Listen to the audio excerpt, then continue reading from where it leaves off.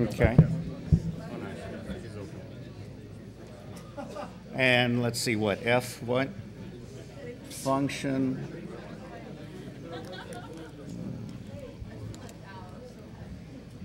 Hey, you only have me for 2 minutes. Yeah, okay. Function what? What do I do? There should be a picture of it. There should be like picture of two monitors on it. Picture of two, oh, that one? Okay, function. Okay. So for questions, my suggestion is to make people use the wireless mics. Okay, good.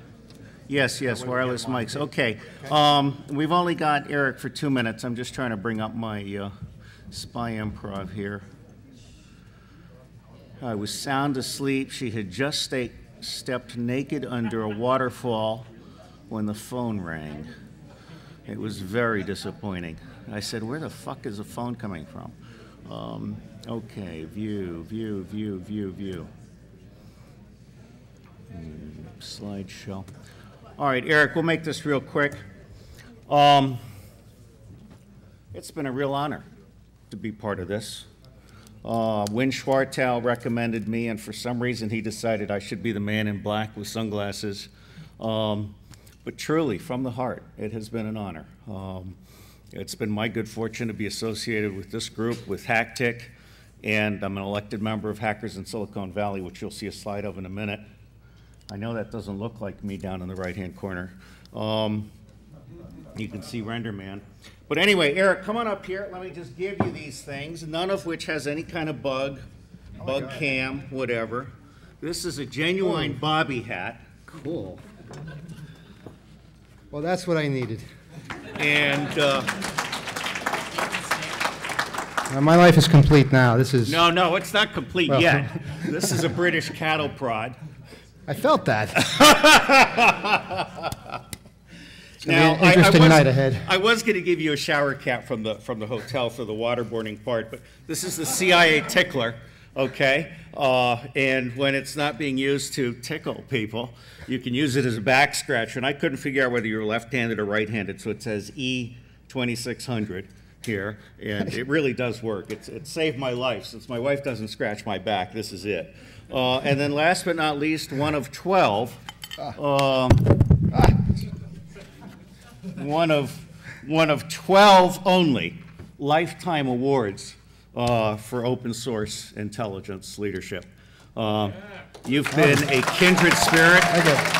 You know, this is really something. All right, go beat the shit out of somebody. You guys know Robert was our very first speaker at our very first Hope. It was incredible, and we chose him because he was just such a fascinating person. Felt nothing would be better to lead off our conferences with someone of his caliber. And interestingly enough, we played a recording of Jello Biafra right before we went into his speech. We had no idea Jello Biafra himself would actually come to one of our conferences later and keep coming afterwards. So it's been an amazing trip, and continues to be amazing, and tonight's going to be amazing. Thanks. Well, I don't know about amazing, but you are definitely... Keystone Cops here. All right, go, do your thing.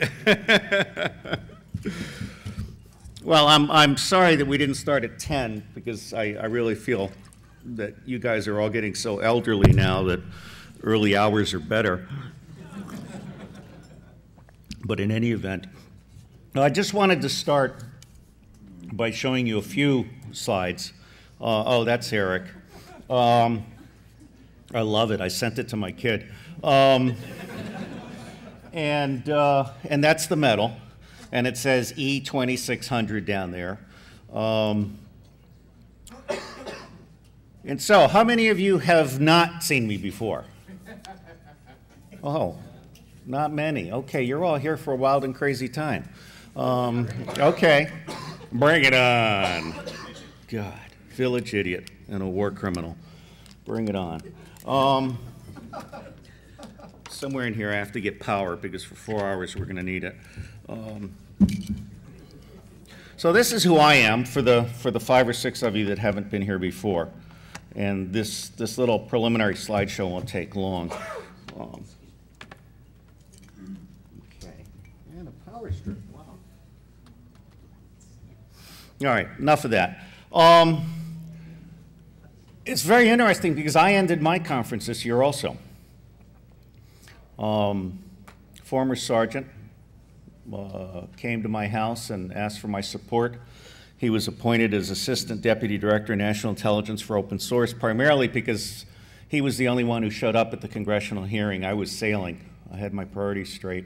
And Congressman Simmons was believed to be the person who was coming back. He wasn't.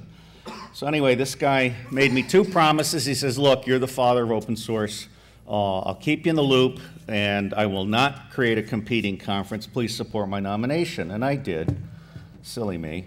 A little shit broke both promises inside of 30 days. So I ended my conference, but in fact, I'm grateful to him, just like I'm grateful to Dick Cheney. You know, Dick Cheney is the silver lining, and if I had the money, I'd be making these wonderful T-shirts that said, God bless Dick Cheney, with his face and a sneer on the front, and then on the back it would say, Enema of the Republic. You know, the fact is, the guy is the flush we needed. And I want to tell you, oh, by the way, I think they're still selling this book out there. I made a bad call. I should have realized from my own kids that you guys are the digital generation. You don't like hard copy books that much. But please buy this book. It's free online. I brought 120 copies. There's still another 60 or 70 copies out there. I don't want to drive them back, but I did drive, so it's no hassle if I have to drive them back. They're at half price. They're a collector's item, and this is the future. If I were to do it over, I would have brought a case of each book, but I wasn't here to sell my books. I was here to sell the future. And each book comes with a golden candle pin. And I have a publisher's preface and 2 chapters, but the smartest thing I ever did with this book was get out of the way of the editor. He was originally the junior editor to me, and I had organized the first 30 or 40 authors with help from Tom Atlee and so forth. And I realized that this guy who's a PhD in Canada, I realized that he was so far ahead of me that I ought to just get out of his way, and I did, and he doubled the value of the book virtually overnight, to include recruiting Yochai Benkler from Harvard, who's the author of Wealth of Networks, and the recently retired Prime Minister of Canada, Paul Martin, the Right Honorable Paul Martin. So as a PhD student, he now has a book that is better than anything any of his professors have ever done. And that's cool. I like that. Before we all begin, everything is free on both my websites. And these are some highlights, and you can get this briefing with these active URLs also on my websites, and they'll give you some ideas for the future. This is my office. At least it was. I just rented it. We're all starting to see some real hard times here, and I've moved into a skunk works in Washington. And this office for the last several years has been the place from which I've read and reviewed Amazon books. And my reviews now are like a Cliff Notes. If you have to leave early, Amazon reviews have reached a critical mass. It's now possible to get an education without having to buy a book.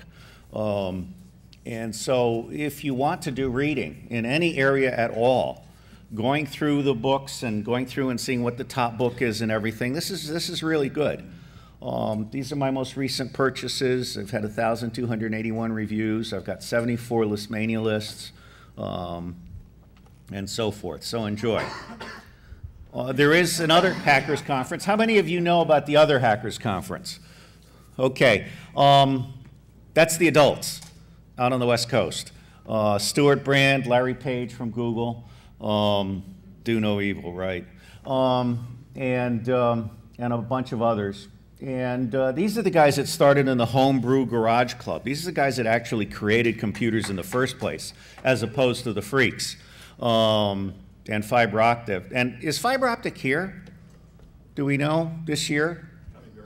Oh, good. Okay, super. I tried to give them house arrest at my place instead of jail, but they wouldn't buy. This is why I care about the future. It's your son. 3 of them. Yes, please, don't disrupt. Okay. Now, key negative trends. Collapse of complex societies. Acts of man creating acts of God. The reason Katrina was so bad was because we've been paving over the floodplains for the last 100 years. This isn't an act of God. This is an act of man. Acceleration of Earth's demise. Changes that used to take 10,000 years now take 3. Shock capitalism. We continue to loot the earth. Dubai is the new Switzerland. Dick Cheney has 70 non-virgins waiting for him, although what they're going to do while he cross-dresses and tries on new lipstick, I do not know.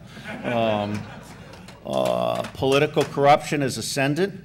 Of the 44 dictators on the planet, 42 of them love to play in our new rendition sweepstakes. You all know what rendition means, right? That's kidnapping people off the streets and exporting them for torture. Key positive trends. Wealth of networks. Fortune at the bottom of the pyramid. And I can talk about these, but I want you to ask the questions. Green mind, moral capitalism, democratic information. Information asymmetry is how we have been ruled by secrecy. And that's now ending. It's not there yet, but it's ending. Left hand of God, peer-to-peer people power. I love this new peer-to-peer college loans. That's awesome. That's the future. Neither candidate will do. Okay? Obama is a slick, lying motherfucker. House Negro. No different than Colin Powell, except that Colin Powell has substance. And if I were McCain and I were elected, I would ask Colin Powell back as Secretary of State. I'd say, or Vice President, but I'd say keep your integrity this time. Most of these well-meaning guys that betrayed us in the run-up to the war in Iraq, 935 documented lies, 25 documented high crimes and misdemeanors by Dick Cheney. Our general officers lost sight of the fact that their oath is to protect the Constitution, not the chain of command. These people all blew it. I mean, Shinseki should have kicked Paul Wolfowitz down the steps of Capitol Hill when he told Congress that General Shinseki doesn't know what he's doing. This is going to be, you know, flowers in the street. The war will pay for itself, and so forth. But Obama specifically comes from the south side of Chicago, which makes Tammany Hall looks like Cinderella. And he has been very corrupt, and he also is a liar. He was raised as a Muslim, and so on and so forth. Now, John McCain, God bless him, for all of the honorable things that he's done, he ended up having to bite it and let George Bush win. And George Bush didn't win, actually. I mean, he stole the election in Florida, where Al Gore lost his balls, and he then stole it again in Ohio, where the Republican Secretary of State put all the good machines in the rich districts that loved Bush, or in the districts that loved Bush, and he had people of color standing for 7 hours in line to vote. And in some audits, they found that all votes for Kerry, for some reason, weren't even counted at all. Not that I would have liked Kerry. I think in retrospect, Bush-Cheney is a lot better than Kerry, because the devil is a lot better than a placebo when you're up against it. So, Bloomberg will probably not run for president, although he's still holding his cards close to his chest. But he'd be an idiot to run for president, plus he can't do what I do. He simply doesn't read enough. So somewhere in here, we need to get somebody like me, not necessarily me, and when I say me, I mean me as a stand-in for we the people, this wisdom of the crowds, the common sense of everybody. These two clowns have no idea what they're doing. They're just working with these stupid little policy sound bites, none of which are backed up by a balanced budget. There are 4 reforms that this nation needs. We need intelligence reform, which means we need to get public intelligence in the public interest and stop going with the default to secrecy. We need national security reform, which is full of fraud. It's cheaper to wage peace, educate all. Thomas Jefferson said a nation's best defense is an educated citizenry. Well, all across this nation, what we have is little fiefdoms where the guys in the city council and the Rotaries Club and so forth sell public land and public airwaves and public privileges and public tax exemptions to corporations, and at the same time don't invest in education and welfare and health, so that they're in essence creating perpetual generations of slaves. White slaves, brown slaves, all color slaves. We need a nonpartisan, reality-based budget. I can eliminate Medicare unfunded deficiencies overnight just by eliminating the legislatively mandated proscription, that means forbidding, of government negotiation with the farmers. And finally, we need to demand electoral reform. And just very quickly on that, and I'll end these prepared remarks in about 5 minutes. This is not rocket science. The poor who rely on buses and cannot afford to miss work will generally not be able to vote on a Tuesday. This whole system is designed to keep the poor from voting, as apart from gerrymandering. Honest, open debates. The League of Women Voters was fired from the debate business because they dared to suggest that they should be able to ask questions that were not provided to the candidates in advance. And they dared to suggest that they should be allowed to bring in third, fourth, and fifth parties. So the Republican and Democratic parties, both of which are intensely corrupt and a mirror of one another, basically said, okay, we're going to create a presidential debate commission so we can keep a monopoly on the presidential debate. And this is terribly, terribly wrong. Finally, cabinet-level debates. America's too complicated to be run by one white or one half-white man and his cronies. We need to demand that they appoint justice, state, and defense, and that these people participate in debates and have a balanced budget that they talk about. I'm now the intelligence officer for Reuniting America and the Citizens Summit, and our goal is to have a people's cabinet and a balanced budget put in place by the 1st of October, I hope, and challenge these two clowns to match what we, the people, can do by ourselves, just using open sources and common sense. And finally, an instant runoff. And many of these ideas are in Ralph Nader's book. Ralph is a spoiler because he doesn't play well with others.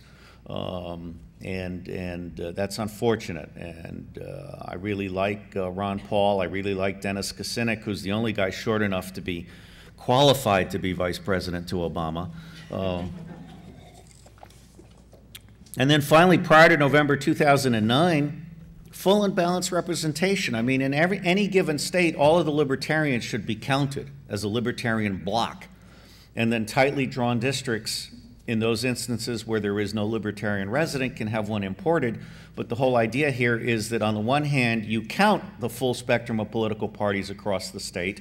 You end the winner-take-all system in the state legislature as well as the national. And then finally, full public funding of diverse candidates. We do have to get the money out. Now, there's two ways to get the money out. Way number one is to legislate against it. Way number two is to outspend them. And you'll see a slide. Maybe you won't see a slide on that. It's in my other brief. Let's do the math. The Republicans figured out in the late 1980s that they could buy the entire U.S. government from schoolhouse to White House for $300 million a year. And that's the plan they executed. That's the plan that gave us Newt Gingrich and the contract with America. So $500 million. Let's see. Divided by 25 million citizens out of 200 million, that's 500 million. Or $100 by 5 million citizens, that's 500 million. Okay? Where we have failed is we have failed to create a political action committee for we the people. We have ACLU, we have all these little, niche groups fragmented. We failed to create a political action committee for we the people. And finally, no legislation or budget allocation without prior notification. Now, this is reality. We are spending in the United States, without counting the supplementals, $750 to $800 billion a year on waging war. And the rest of the world combined with us totals $1.3 trillion. The 5 biggest offenders with respect to the proliferation of nuclear, chemical, biological weapons as well as small arms are the 5 permanent members of the Security Council. The United States sells 5 times more weapons than Russia does, and 3 times more than the United Kingdom does. And China is virtually inconsequential because China is waging peace, and I hope you ask me about that. China is kicking our ass in both information warfare, electronic warfare, and in waging peace. There's $3 trillion a year being spent around the world purportedly on war on tax-exempt nonprofits, which are not really giving to all, they're just a cover for action. If you read Confessions of an Economic Hitman, it's great. They have these quasi-religious groups that go in and give the natives stuff that gives them diarrhea so they'll move off the mountain with the gold. There's an amazing synergy of crime between the Vatican, the mafia, organized crime overseas, U.S. corporations, the U.S. government, and selected elements of other foreign governments. We don't lack for money. We lack for honest, informed decision-making. So our deal, if we the people were to become mobilized, is to ask Senators Obama and McCain, gentlemen, if you really want to be qualified to run for president, to be elected president, then why are you, as a member of the Senate, not introducing electoral reform, which is the most fundamental restoration of the rights of the individual citizen in America? Why are you not willing to announce at least 3 cabinet positions? Why are you not willing to post a balanced budget online by 1 October? Why are you not willing to acknowledge the 10 high-level threats to humanity identified by Lieutenant General Brent Scowcroft and the other members of the high-level threat panel? Why are you not willing to recognize that there are 12 policies from agriculture through water that must be managed as a whole? It makes no sense to use water we don't have to grow grain we don't need to create ethanol, which uses 1,400 liters of water per gallon to create. This is not rocket science, okay? And I will, by the way, tell you that Washington knew everything it needed to know in 1975 through 79 with Senate hearings on peak oil and so forth, and they basically decided to pass the buck forward. And so the reason we're being screwed over today is because they decided to keep the money coming from Exxon and others and to keep the proles happy with cheap gas. Exxon did not earn $40 billion in profit this year. For every gallon of gas for which we pay $4, Exxon externalizes $12 in costs to the climate, to the planet, to future generations. Okay? So basically, Exxon is being allowed to steal from the future. They're being allowed to destroy the planet and not be held accountable for it. And finally, acknowledge the urgency of an Earth game, because nothing we do matters unless we create something that Brazil, China, India, Indonesia, Iran, Russia, Venezuela, and wildcards like the Congo can emulate. Now, I don't think I want to spend too much time on this. I just want you to know that they're there. For each of the 10 threats, I have a slide that describes the nature of the threat. Very, very simple. Other atrocities, child slavery, child prostitution, by name kidnapping, murder for body parts, and so forth. For each of the policies, there's some really basic things that we can do, like in the economy, end CEO greed, $10 minimum wage, full employment, local supply chain, education, justice, pardon all marijuana offenders. We've created a prison system based on marijuana. Wind down a prison slave complex, eliminate corporate personality. 8 challengers, all very, very serious. And finally, there are 4 methods: balanced budget, sustainable design, earth game, true costs. I see the day coming when you can point your handheld at a barcode and it will tell you in detail whether or not that meets your social values and how much water is in that, how much sweatshop labor, how much tax avoidance, and so forth. Ultimately, I believe that boycotts and citizen action, citizen decision-making will in fact change the marketplace. This is my next book on peace intelligence, also to be without my name on the cover. And this is my last slide. So, questions? And please use the microphone. The fun begins.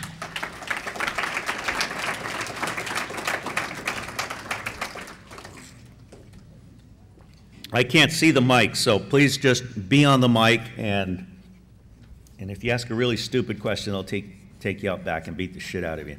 But otherwise, I will do my very best to answer any questions. This is a no-holds-barred, no bullshit Q&A.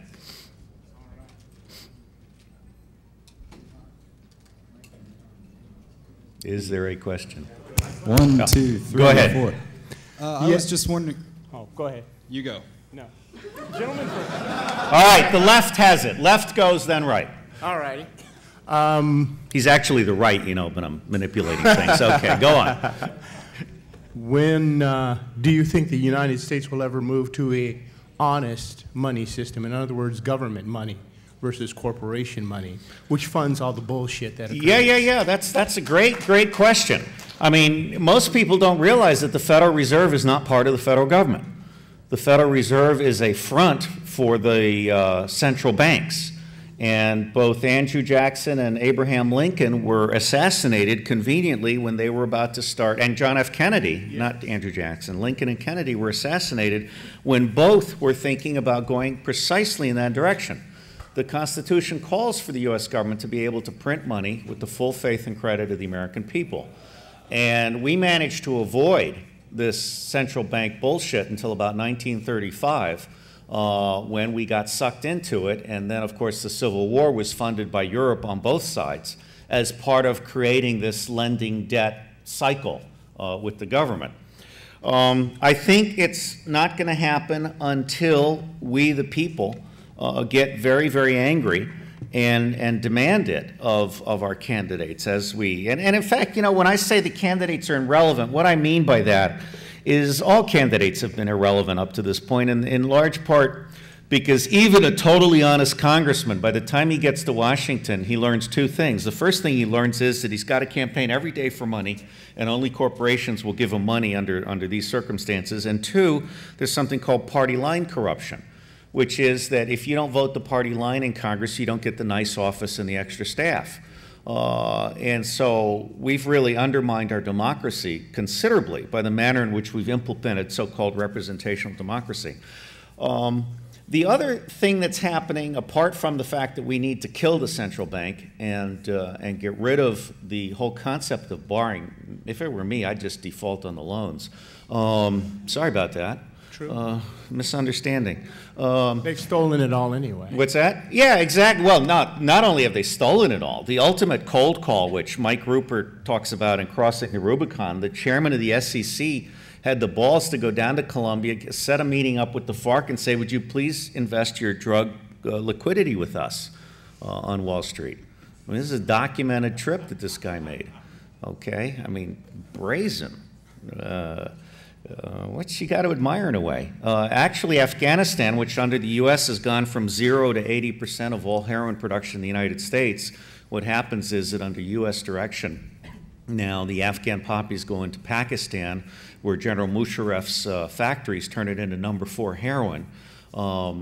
We've basically made drug money the liquidity that Wall Street needs. And you don't hear anybody talking about a decline in drug stocks. They're doing just fine. The other side of money is open money, and I urge you to look at that. What's happening now is that we're moving more and more toward a barter economy in many places. And there are a number of wonderful books, but one of them in particular that I recollect is called Off the Books, The Urban Economy. And it's where really poor people live a life of dignity by trading home-cooked meals for car repairs and things like that. It's an off-the-books economy. Our money system right now is completely dysfunctional. It's fraudulent. It's fraudulent because it's not tied to value. The reason we're having a stock crash is because we allowed derivatives to go nuts. Instead of borrowing money on a house and there was a direct relationship between the loan and the house, we allowed people to start hedging and deriving and all of this stuff, and it's terrible. So the long and the short answer is we were sucked into making a huge mistake because we, the people, took our eye off the ball. We allowed our government to misrepresent us, and now, bless the internet, although there's a book called The Future of the Internet and How to Stop It, you know, I'm very, very concerned about DRM and these tethered devices and so forth, which is one reason I don't own an iPhone. We need to break the backs of all these tethered devices, which is where hackers come in. Does that answer your question? Somewhat. It Quick seems follow-up. Well, really, it's education. We've got 4 hours. Oh, good. He can good, wait. good. All right. I don't know if you've read an excellent reference, Creature from Jekyll Island. No, I have not. No, I have not. Most publishers obviously wouldn't touch it, so he had to create his own publishing company. But it's got tons of excellent references, and it shows, of course, as you mentioned, how dishonest our money system is and how it impoverishes, of course, the entire American populace. for the behest of these disgusting No, bankers. you're right. I mean, it's really a whole cultural shift. It's rule by scarcity and rule by secrecy. In an abundant society, it's a gift economy. Right. And your prestige, as in the hackers world, as in the open source world, comes from what you give, not what you take. Would you encourage people then not following the 16th Amendment, which was never ratified? What's the 16th Amendment? Income tax, which is illegal and unconstitutional. Ah. According to Article 1, Section 2, 9, Wait, 8, and 10. there's a lot to be said for that. There's also a lot to be said for the 27 secessionist movements that exist. How many of you knew that there were 27 secessionist movements? Woo! Okay, I mean, Vermont being the strongest and most reasonable. And then you've got Oregon and so forth. Right now, unfortunately, we're trapped in a pyramidal system. And I mean, for example, the right to bear arms is a fundamental right. And this may sound corny, but I take my right to bear arms. My most recent illustration was in The Patriot, where the kid walks into the church and says, "We're calling up the militia," and they basically grab their guns and go. They don't wear any goddamn uniforms. They're not part of the National Guard. They're not part of some structured, organized militia. They're citizens with guns and an attitude, okay? That's the militia. And unfortunately, we've allowed ourselves to give up that right to bear arms at the same time that we've allowed ourselves to give up our right to print our own money and not be indebted to banks in Europe and actually Australia also now. Finally, we've given up our right to demand that income tax not be applied. And even worse than income tax is how the money is spent. I mean, Davy Crockett was lectured by a guy who said, "It's not your money to give," when Davy Crockett approved this $20,000 gift or whatever. Right now, we have a Congress that is wasting 2/3 of the money that we pay. And I think to kind of come to a long-about answer to your question, and we're going to have to stop there whether you like it or not, is transparency is going to be the key here. True costs and illuminating. For example, in every small town across America, I'd like to see a little hacker cell or a little cell of independent citizen Minutemen who basically every time a deal is cut with a corporation, they illuminate who got what, when, where. Okay, and they highlight all of this stuff. And you guys can do this. Now, coming over here, sir. I was just wondering if you'd heard about some of the newer early voting laws, such as the one in Tennessee, which allows the citizenry to vote X days before an election until X minus N days before an election. Also, other states have certain provisions for absentee voting before it happens for pretty loose reasons. I know in Kentucky, where I'm from, you don't have to prove a reason that you're going to be out. You're just going to have, you just can say, "I'll be on vacation," and they'll hand you a ballot. So do you know about any of this? No, on balance, I favor flexibility. I don't favor electronics, obviously. And I think hackers have rendered a real service in hacking Diebold. I mean, this is a guy who stood up at a Republican fundraiser prior to 2004 and said eye to eye with the next president, "I'm going to deliver this election to you." You know, and they're documented cases.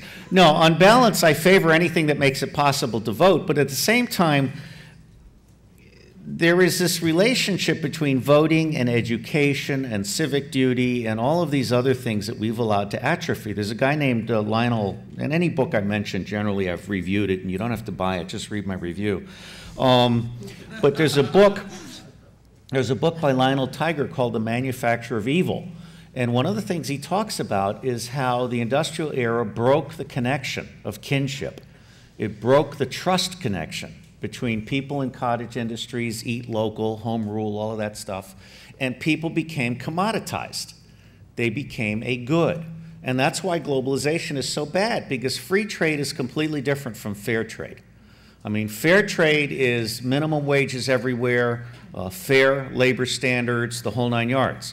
Free trade is fuck the American people. We're going to go for the lowest common cost, and we're not going to count the cost of oil for bringing a $3 piece of crap from China to sell for $6 by Walmart. So you've got some real issues there. Voting is part of it. We have to mobilize. We have to really get pissed off. And it may take another 3 to 7 years. It may take till 2012.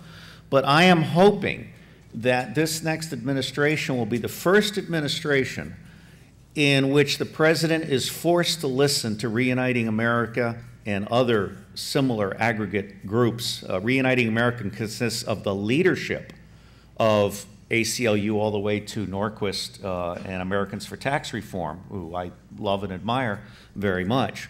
And so I think this may be this next administration is the first one in which we could reasonably, plausibly be in the face of the administration, irrespective of what CNN does or does not do. I mean, I'm gifted. I'm able to get the fax number of the personal assistant to the top guy just about anywhere. And so I got straight through to the CNN president. I said, look, Lou Dobbs is a nice guy, but he's loosely educated. He drools. And he only has 1 or 2 issues here. Why don't you have him? Why doesn't CNN sponsor a one-day summit of the top experts on each of the threats, each of the policies, so on, videotape the whole thing, and then do a 1-hour special in which there are video cameos of those people who shine during this 1-hour summit? Why don't you, in the next 35 weeks, educate America on what the substance is? And he didn't listen, but Lou Dobbs has taken a remarkable turn recently toward actually talking about more than immigration. You know, immigration, I myself am descended from the 17th century Spanish revolutionaries in Catalan, and I'm a third-generation Colombian on my mother's side. You don't solve immigration by building walls. You solve immigration by keeping everybody else where they are, by giving them a good quality of life there, okay? This is not rocket science. I had another thought. In any event, we really need to do much, much better at mobilizing the folks. So voting is part of it, but education is as much a part of it as anything, and that's where we've really fallen down. It's now established that graduating from college is not going to be a guarantee of white-collar wages. And in fact, my oldest son, who I brought here 2 years ago, dropped out of college because he refused to take algebra a second time. And he chose to not come this year because he wanted to continue making music. He is probably as smart, as articulate, as thoughtful, and maybe 10 times saner than any average college graduate, as are many of you. Many of you dropped out of high school or college and went on. I mean, Richard Stallman, whom I admire very, very much, sets the gold standard for what a dropout can do for good. Bill Gates sets the gold standard for what a dropout can do for bad. You know, so in fact, I don't think I have it here in these slides, but in another slide, you know, Gates said that open source software is communist. Well, if that's the case, then Microsoft is fascist. All right, another question. If I may, can Yes. I make a closing statement? Yeah. It's not, I agree. Wait, closing statement, 30 not seconds. All right. Not only is the education, I think, very important as far as being getting people involved civically, but we need to break down the barriers that say you can't talk about politics, you can't talk about religion, because these two things are such closed systems as they are right now, mainly because there's this stigma against discussing them in an open setting. And if we break down those things, I think people will be more. You're right, and as we start weeding out the people that don't want to engage in this dialogue, maybe we can open it up to more interaction and bring the lights up and hold hands and sing Kumbaya. I'm just kidding. No, I think we should have more interaction. So I encourage you, and I'm glad to have your comment. Part of the problem is that our educational system, I didn't understand NASCAR dads until I read Hunting with Jesus. It's a great book, and you should read my review of that book, because I realized, I'm not pushing, please, I'm not pushing my books. Fuck you, I'm #1 Amazon reviewer for nonfiction, with or without you. I'm just trying to give you shortcuts to knowledge, okay? I didn't realize until I read that book that the entire body of knowledge for the people that eat, sleep, occasionally fuck when they're sober, and shoot comes from talk radio. Listen to while they're working at their shit jobs, okay? And unfortunately, what we've created is this whole mass of people whose entire understanding of the world comes from the Pat Robertson 700 Club, you know, or these other things. I mean, they have no clue. And they then resort to America right or wrong. Well, I'm sorry, but 9 out of 10 times it's been America not only wrong, but really fucked up wrong, okay? And I say that as a patriot. You know, Samuel Johnson, 17-something, the last refuge of a scoundrel is patriotism. When people tell you you can't speak ill against. You know, I was one of a number of people that tried to fund $100,000 ads against the Iraq War. And the newspapers refused the money. And with advertising in newspapers, it has to be cash on the table in advance because they know you won't pay them later. It's just astonishing the way this country said, we're not going to listen to any alternative opinions. It's America right or wrong. We're going to go take over Iraq and never mind the consequences. So it's all a big circle. So we'll come back. We can have a dialogue. I'll be here for 4 hours. I plan to stop in 4 hours out of respect for those people who start speaking at 10 tomorrow, whom I'm sure at least 7 of you want to hear. Over here. Yeah. So on the topic of fascism and communism, what were you saying about China? Okay. What do you want me to say about China? I don't know that I understood you.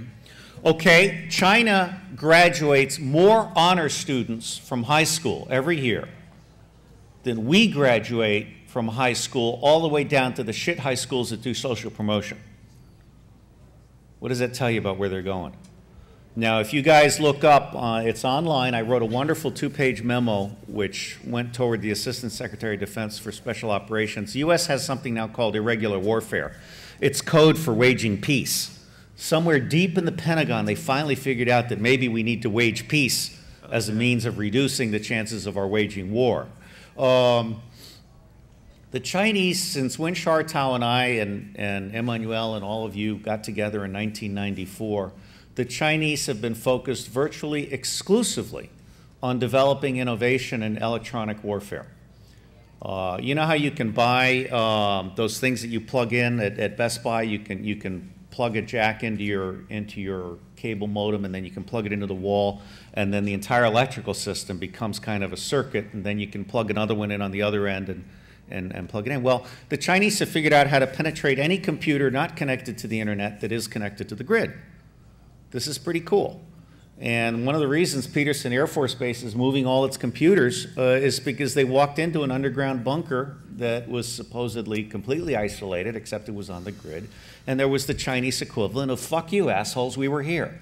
You know, and this, I don't know why, caused a little bit of concern. You know, it's a good thing. It's a good thing. And if you get this memo, and you can get it very easily by looking for Chinese Irregular Warfare, OSS.net, the Chinese are waging peace.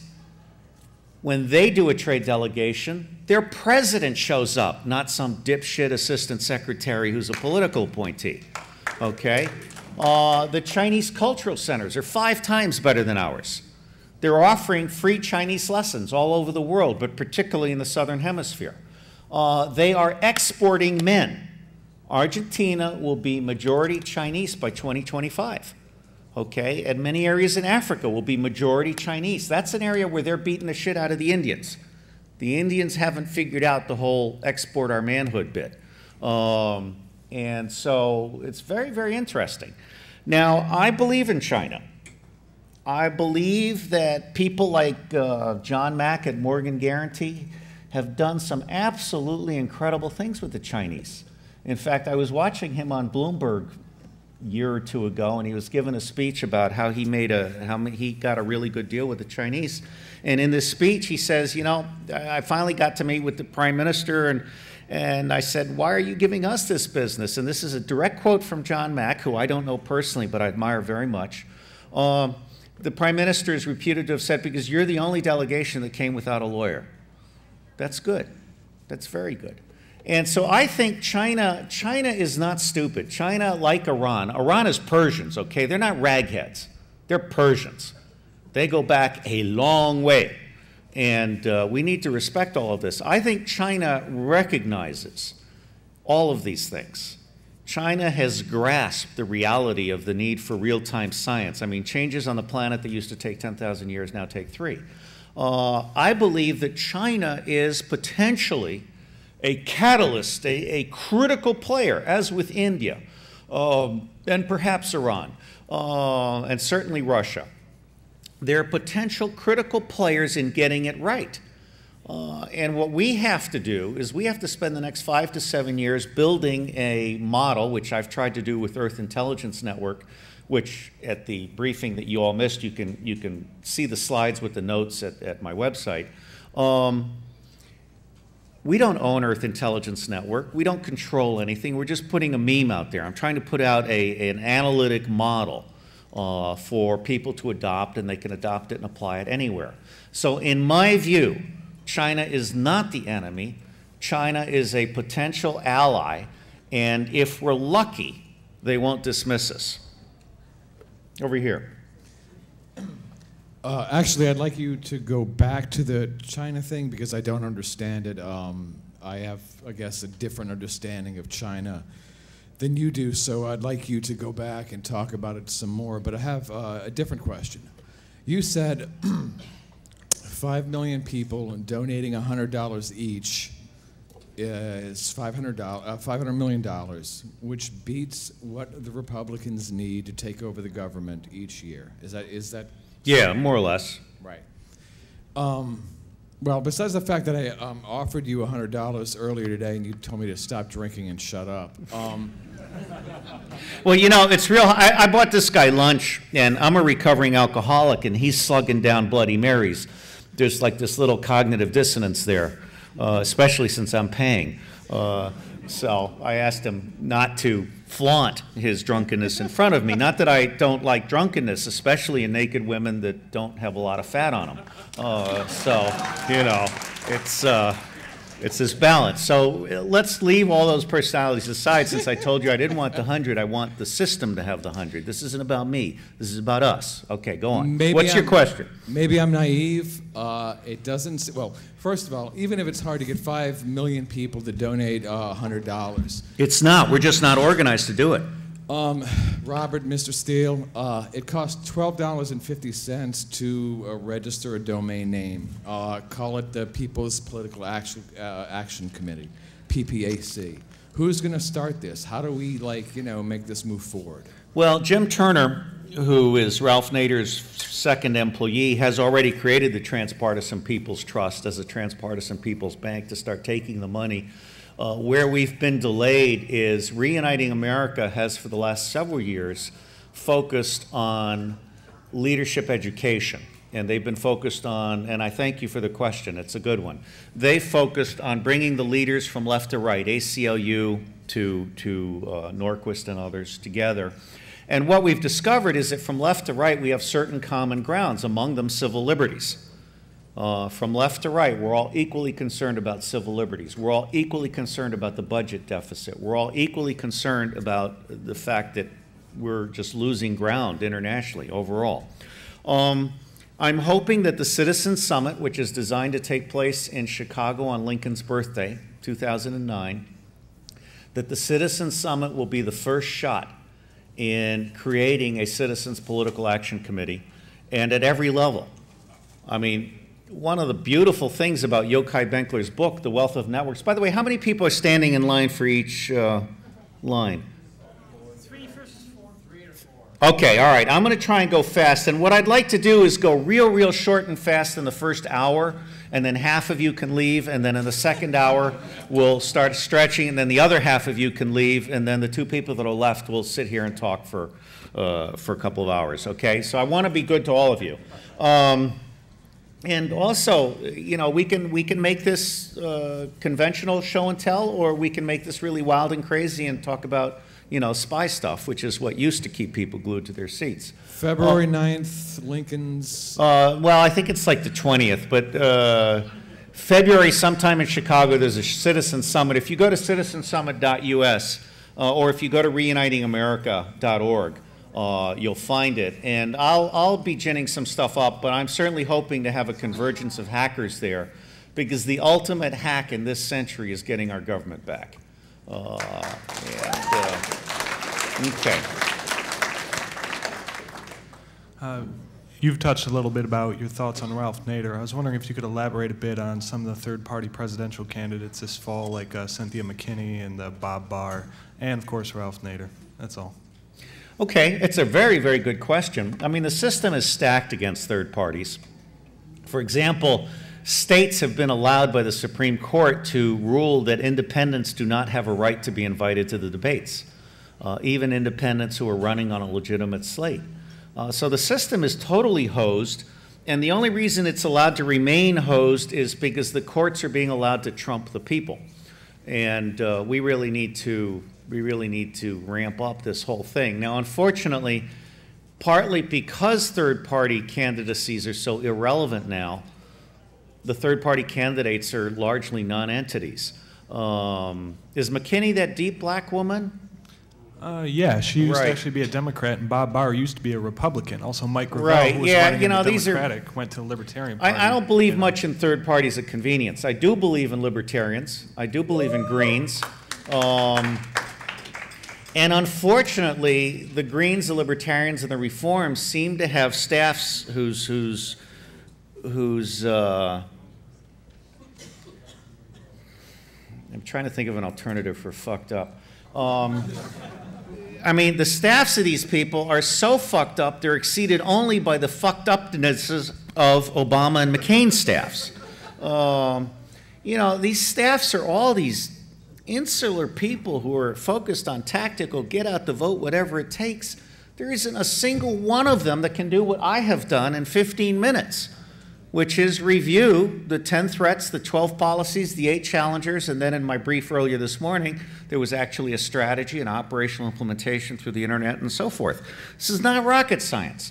The problem is this massive disconnect between what we know, what we can know, what we need to say, and what they think they need to say in order to get elected. And so the whole system is just, it's terrible. I mean, you look at McCain and Obama. I mean, I think Obama's going to have his Dukakis moment while he's traveling. You know, he's going to have big flappy ears under some fighter pilot thing, and it's over. And I'll tell you right up front, I mean, I'm very concerned about our lack of choice, but the only reason that I support McCain rather than Obama is because the next administration is going to have to take the Pentagon off the public tit, and is going to have to tell the Pentagon, you're going to have to make do with 1/3 of the dollars that you've had in the past. And I guarantee you Obama doesn't have the balls or the spine or the brains to do that, and McCain does. However, McCain lacks the staff and the environment. I mean, he's got Brent Scowcroft and Colin Powell and Ralph Peters, a good friend, but McCain right now does not have a staff structure to do something as simple as talk to David Walker, who's now parked in New York. David Walker is the Comptroller General of the United States, who in July 2007 told Congress we're bankrupt as a nation. And Senators McCain and Obama ignored the Comptroller General of the United States. And now Peter Peterson, who wrote the book Running on Empty, Why Our Two Parties Are Betraying America and What to Do About It, he's the former chairman of the Council on Foreign Relations, he is now funding David Walker as the Citizens Budget Office. And so David Walker's job is to communicate to the citizens, and so far he's done a really shitty job. He's just been kind of hanging back, collecting his paycheck. But I'm hoping that sometime in the next couple of months, David Walker will come out with a balanced budget that addresses the 10 threats and addresses the 12 policies in harmony. What no one else is doing is creating the Earth Game model that can then be migrated to China. For example, it's idiocy for India to be creating cars even if they only cost $2,500. India should be going toward mid-sized cities with high-speed rail and on and off mini cars and rental, you know, kind of the zip car concept. And we need to dramatically accelerate what the Dutch are doing with bicycles and bike trails and bikes on and off of trains and all of this shit. This is common sense. But unfortunately, India, apart from having 36 wars going on at any one time within itself, India is really multiple Indias. It's the IT India, which is a very small, exclusive, maybe 3% of the country. And then it's the impoverished farming India, where 2,000 farmers a year commit suicide over debt and drought and so forth. So let me stop with that and go to whoever's next. Is that over here? Who's next? Over here. All right, self-control, please, because I'm blind. Okay, so I'd like to go back to the Nixon administration and Bob Butts, who is the Secretary of Department of Agriculture, and he put into place a lot of the programs that is basically our corn problem, you know, where everything we have is, you know, 70% corn. And so my point is, how do we, if we go back to the less productive, older form of agriculture, are we going to have enough food to feed everybody in the world? That's a wonderful question. Gosh, you can dissect that at so many levels. Let's start with the fact that we have an industrial society that is based on petroleum, which produces plastic, which requires chlorine, which is, book title, Pandora's Poison.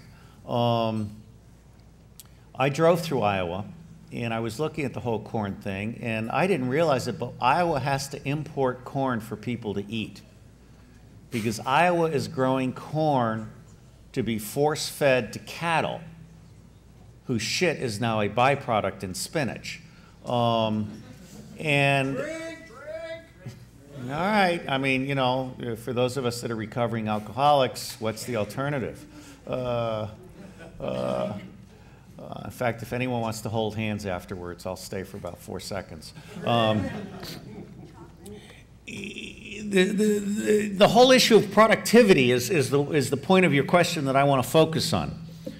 There are exactly 2 agricultural models that are actually sustainable. One is the Amish and the other is the Cuban. And the reason the Cuban model is sustainable is because we embargoed all of our pesticides.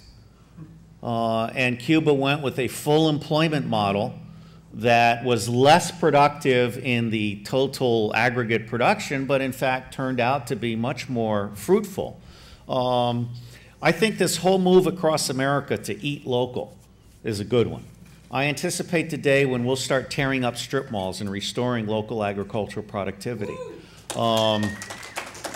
I anticipate the day when cities may even be abandoned if we don't find enough power fast enough, or portions of cities will be abandoned and turn into the Mayan ruins, you know. By the way, there's a wonderful book called 1491, which talks about all the knowledge that the Mayans had about deep root farming. I mean, they were actually farming the Amazon.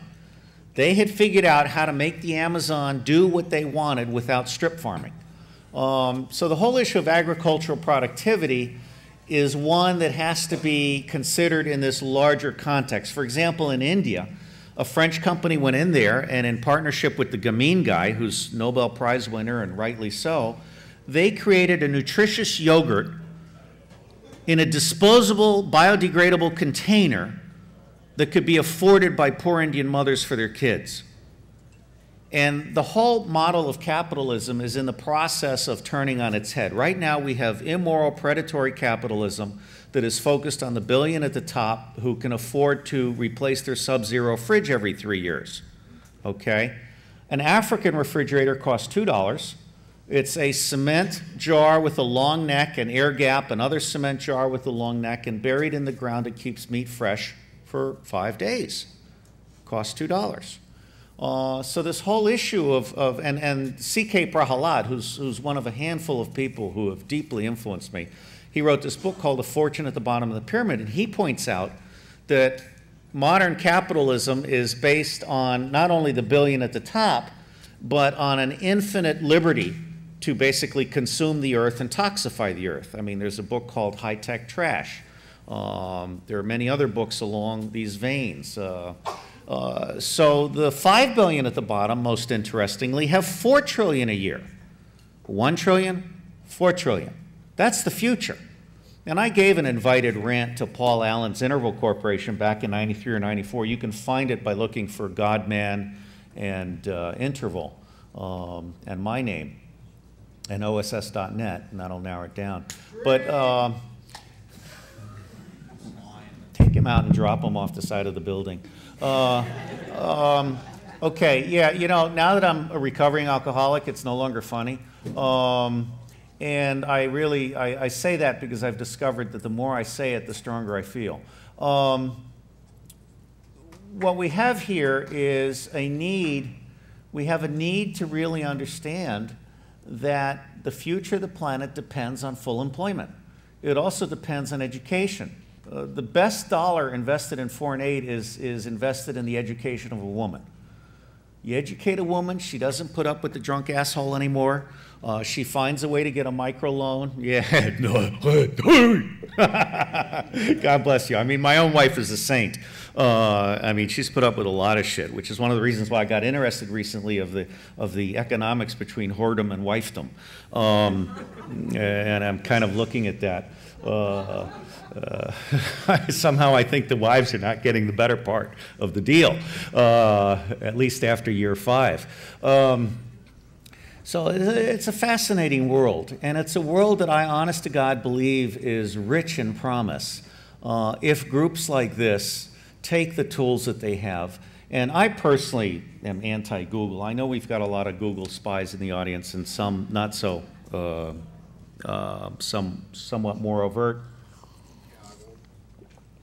Google was a good idea that went bad. There's 2 analytic reports which in combination will cost you $1,000, but you can read my book review. There's one book called The Google Legacy. I'm sorry, you know, I'm trying to help you. If I can't, no sweat, leave. The second book is called Google 2.0, The Calculating Predator. Now, Google is doing 2 things, one of which is really good, one of which is really bad.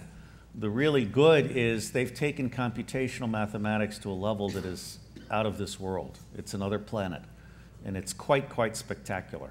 On the other hand, you've got a guy named Pierre Levy up in Canada who's creating the information economy meta-language, which has 2 digraphs and trigraphs for every word and concept across all languages, meaning that you will eventually have an automatic machine translation for the word dog or for the word beat or whatever. But where Google went wrong is in deciding that it could earn money by misrepresenting and deceiving people. And I had a slide yesterday which shows the universe of information, then it shows what search engines pull up, and then it shows what a programmable search engine pulls up. A programmable search engine shows you what someone else has paid for you to see. That's evil. And I like Larry and Sergey and Eric, but they're engineers, and engineers don't know shit about ethics. They really have lost it. And Vint Cerf is a personal friend. We've sushied together, and I tried to warn Vint and Larry Brilliant that they were being used as poster children for evil. And I think we really need to take that very seriously. The day that Cisco comes out with an application-oriented network at point of creation, the Googleplex dies. Okay? Right now, the Googleplex is depending on this very large atmosphere. And what the CEOs of IBM and Oracle and Microsoft and SAP and others, except Nokia may end up being the next Google. They don't understand that Google is not search that generates advertising revenue. Google is this juggernaut of applications in the cloud. And people, you have to really understand their entire patent structure, which Steve Arnold, my virtual CTO, has done in Google 2.0. You have to understand their entire patent infrastructure, and you have to understand all of their little moves. You know, they kind of send out these little lifeboats, like they go into telecommunications and then pull back, they go into banking, pull back, they go into entertainment, pull back, they go into publishing, pull back. What people don't understand is those are exploratory things to test the concepts, and then once they know they work, they're holding back. Google can flick a bit and eliminate the financial, communications, entertainment, and publishing industries overnight. Okay? And the problem that I have with this, apart from their thinking that they can allow people with money to determine what people with brains see, the problem that I have with this, I've forgotten what the problem is that I have with this, but I have a problem with this. All right, next question. I'm a bit perplexed by our lack of action through the atrocities of the last decade or however many years you want to go. So I'm curious about your thoughts of that, and if you think food is a big part of that, and if so, is there any place in any of your plans for food in that integration or that change? Are you saying the atrocities like Darfur associated with starvation and migration and so forth? No, with our government and with our experience in this country, and the effect that we have had on this world. Well, that's an interesting point, because one of the things I've learned the hard way is that good people trapped in bad systems try to do good and end up doing great bad.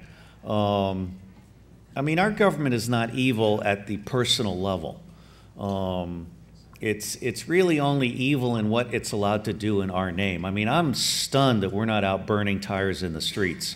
And in many ways, the internet has become a vent for people who would otherwise be out in the streets burning flags and tires and so forth. Food is a fundamental. And one of the problems that I have in the United States is this whole issue of obesity. I mean, I loved the, and no disrespect to any person who's heavy, because it's not your fault. I actually had a, no, I had a slide. I had a slide in my, you should go look up my, well, actually the health slide is not there. May I bring up the health slide? Let's do that. Let's talk about health and food for a minute. And anytime you guys want to take a bathroom break, please do. Generally, when I finish a picture, I go, and security clears the way, and then I come back. And this will just be very light and easygoing, and obviously as you're bored, you can leave. If I may make a comment. Yeah, please. We as Americans spent more money on healthcare last year than on food. Well, that's a good comment, and PricewaterhouseCoopers had a study that came out recently. I've posted a copy at oss.net, which says that 50% of our spending on health is waste. Okay, we have an industrial era health system, and I'm rather proud of this slide because I created it, and I'm not a health expert, okay? I created it after talking to a few people for 15 or 20 minutes. I love this. My son made this. For those of you that weren't in the other session, this is the world brain inside of the cosmos, and down there, the pig with lipstick, that's the U.S. intelligence community. That's in honor of Eric. You've seen that. I'll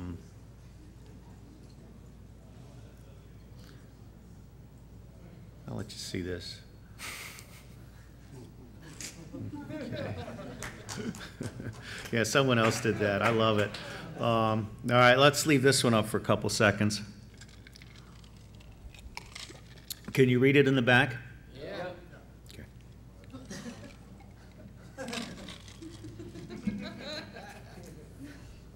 I am not making this up.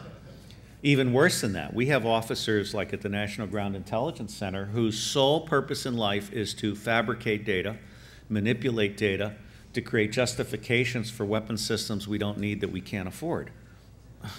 Yeah. You know, what's going on here? This is my version of good thinking. All right, here's the slide I was talking about, and here's Google's programmable search engine. Evil.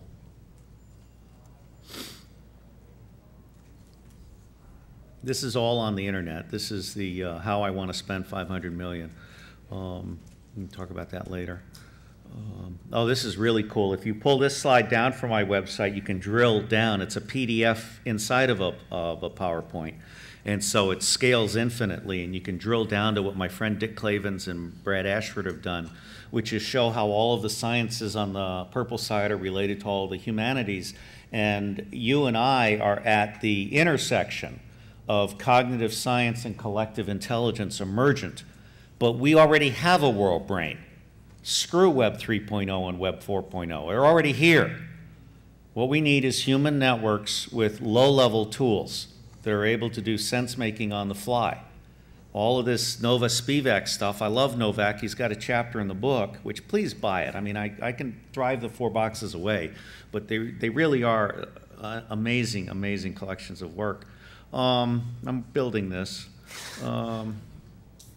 Okay, where are we here? This is the whole picture. Okay, I really like this slide. I mean, what does it say when, if you decide you want to have a 24/7 existence, you have to live on Twinkies? You know, there's something wrong with a society that doesn't give you better options. At the same time, there's something wrong with a society that has so many things inserted into foods and the atmosphere and so forth that you're essentially living in an unhealthy environment. I mean, there are some people that say that Alzheimer's is a misdiagnosed form of mad cow. And then finally, you have natural alternative remediation. And I mentioned this in the other session, but Dick Clavens, whose wife is very, very wealthy and who believes in alternative and natural medicine very much, he has acid reflux disease. And so he went to Western doctors, we got all kinds of things we can do. We could even have surgical intervention here and eliminate that. Then he went to a Chinese doctor and an Indian doctor, and they both said the same thing. Asshole, stop eating meat after 12 o'clock during the day and get off caffeine. End of acid reflux. Okay? So the knowledge that is available in natural alternative medicine is being deliberately repressed by Big Pharma. And finally, you have surgical and pharmaceutical intervention. Well, I'm actually developing a whole book. I may even publish it prior to my peace intelligence book on health intelligence. And one of the things you find out is that evidence-based medicine is the quickest way you can scare any surgeon, because most surgeries are not based on evidence. They're elective surgeries. And I like John Edwards, but he became a millionaire by putting good doctors out of business so that bad doctors could do more operations that were not needed on women. Okay? And so this whole thing, surgical remediation, but then on the positive side, surgical remediation opens up the whole idea of telemedicine. I mean, right now you've got homework help from India, where for $18 an hour you can get a PhD student walking your kid through math, which I certainly need because I have no clue beyond 2 + 2 = 6. And so you have telemedicine, you have medical tourism. Go to Thailand, have your heart fixed, get laid, come back, you know, this is good. And then you have pharmaceutical remediation, but pharmaceutical remediation, the drugs that we pay $600 for per unit, we can buy in Canada for $60, and that's as far as most of the world goes. I have a friend who's about to launch an initiative who spent the last 7 years inventorying costs of the top 75 drugs worldwide, and we have found that we can lower the Medicare cost in the United States to 1%. Instead of $600, instead of $60, we pay $6. Is that 1% of 600? Yes. Thank you. Okay, so 1%. 1%. I just have this vision of this giant dildo with thorns going up Big Pharma's ass. I mean, it's just so good.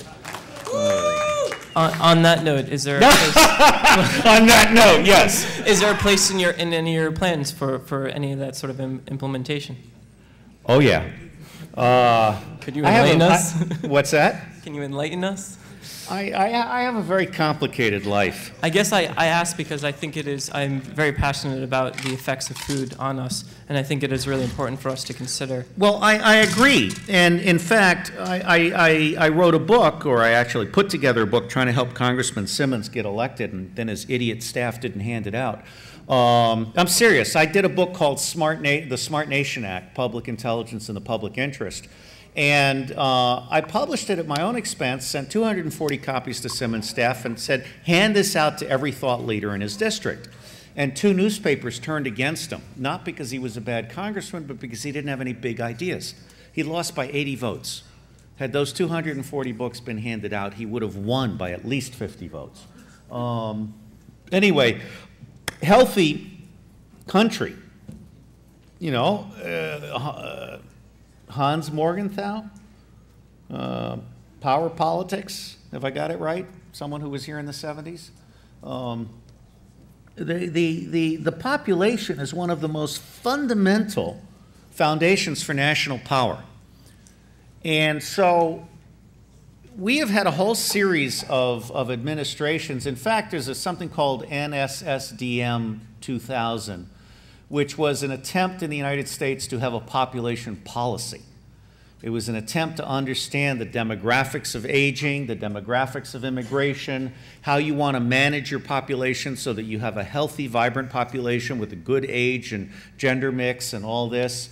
And it didn't pass for the same reason we don't have an industrial policy. An industrial policy would assure that not only do we have a strategic petroleum reserve, but we have the ability to convert from automobiles to tanks overnight. And we don't have that either. Food is fundamental. And Frances LaPaix Moore is one of my favorite people. She wrote a book called Diet for a Small Planet. The essence of that book is go vegetarian. And although I have myself never done that except in France, I went to Provence, France for a couple weeks.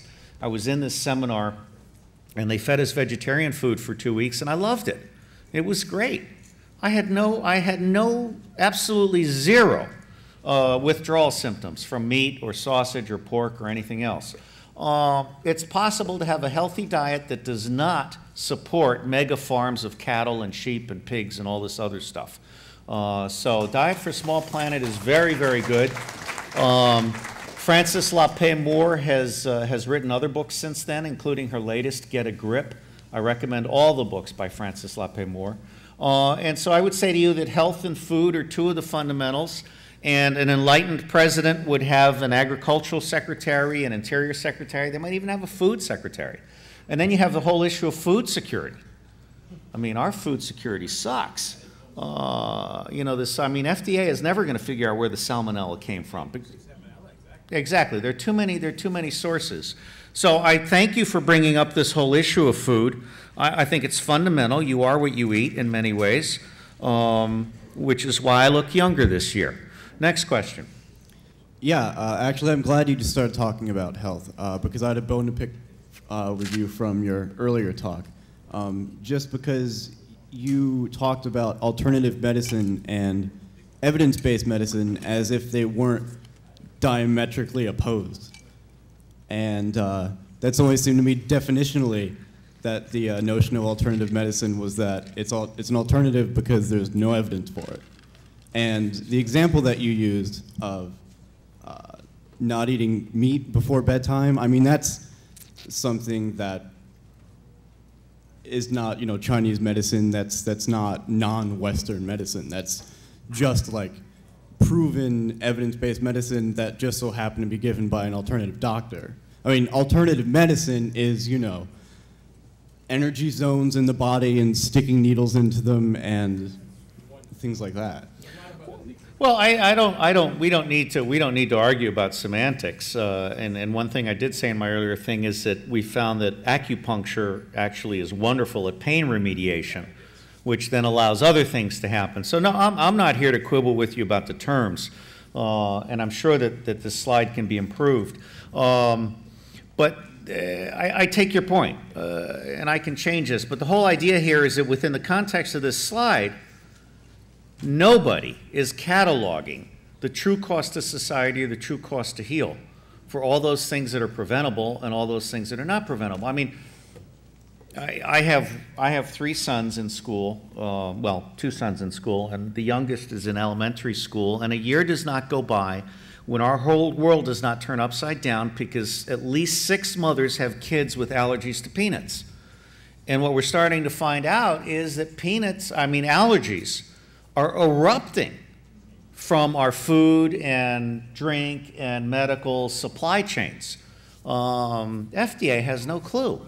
And stuff is being approved and is just bad for us. So let's ask another question. In fact, I'm seeing it's 1:23. I'm thinking we should stop in 2 hours rather than 4.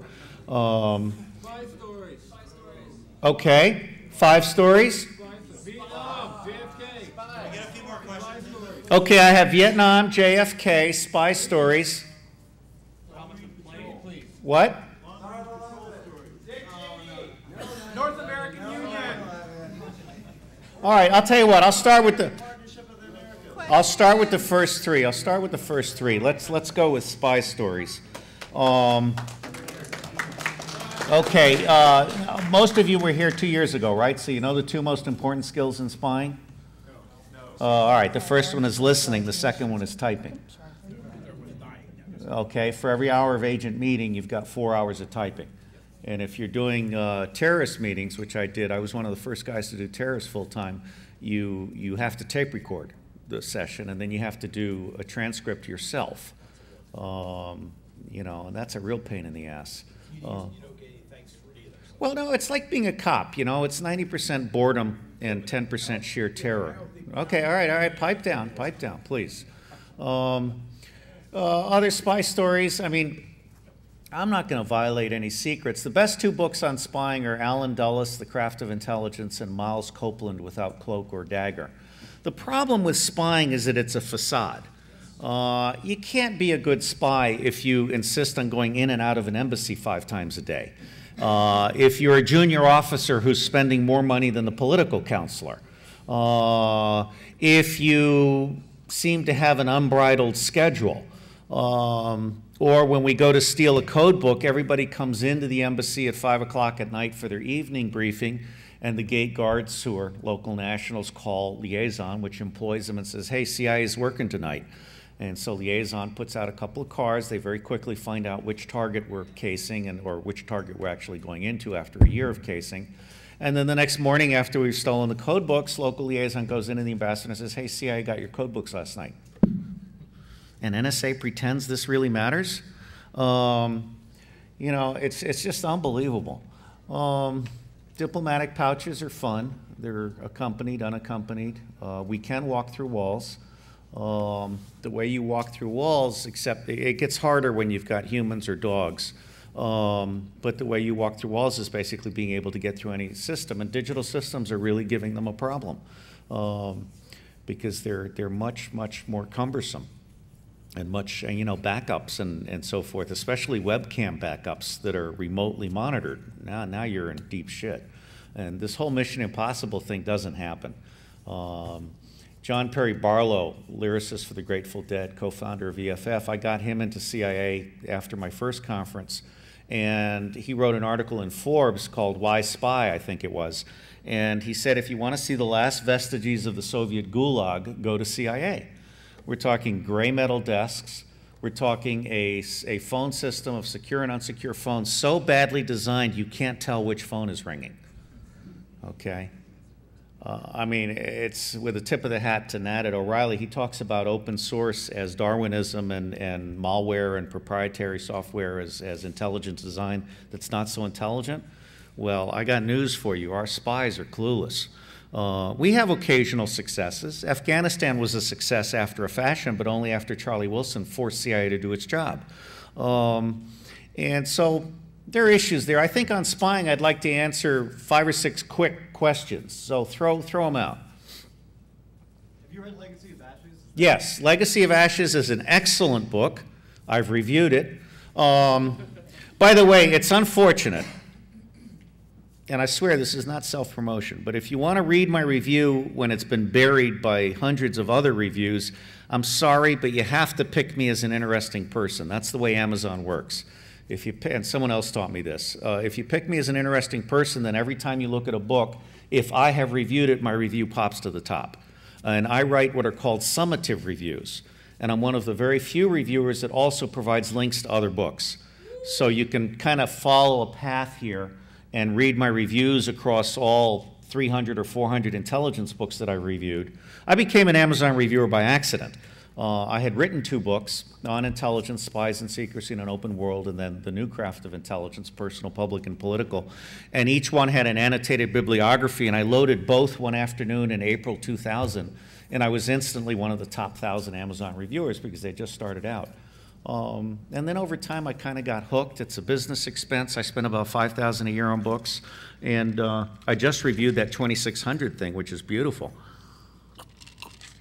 That one I didn't buy since I own the originals, but I put a real good plug-in for it and tried to relate it to Stephen Levi's, Bruce Sterling's Hacker Crackdown, and Shirley Turkle's. How many of you have read Shirley Turkle's Computers and the Human Spirit, My Second Self? It's an awesome book. You owe it to yourself to get it and read it because it talks about the origins of hacking at MIT. And that's what prepared me emotionally in the late 1980s to understand hackers when I was first invited to speak here. I mean, I am very proud of myself for having understood that hackers are like astronauts. They have the right stuff. And I offered to keep fiber optic out of jail, but they thought I'd be worse than jail, so they wouldn't let them come. But anyway, so this is all good. Another question. Industrial espionage. What about espionage? Industrial espionage. All right, industrial espionage. You know, I was in France in 1993, and the French are very good at industrial espionage. In fact, most industrial espionage against the United States is carried out by its friends. Germany, France. Who? Israel. Oh yeah, Israel. My God, promise. You know, I mean, the Americans are so stupid about the Israelis. Unfortunately, until Joe Lieberman leaves the Senate, that's going to continue to be the case. He is Israel's de facto real ambassador in the United States. And he was never a Democrat. He was a neocon penetration of the Democratic Party. And he's also a sanctimonious asshole. You know, I mean, the separation of church and state is supposed to apply to senatorial statements. And the invocation of God at every turn is just as bad as prayer meetings that are mandatory.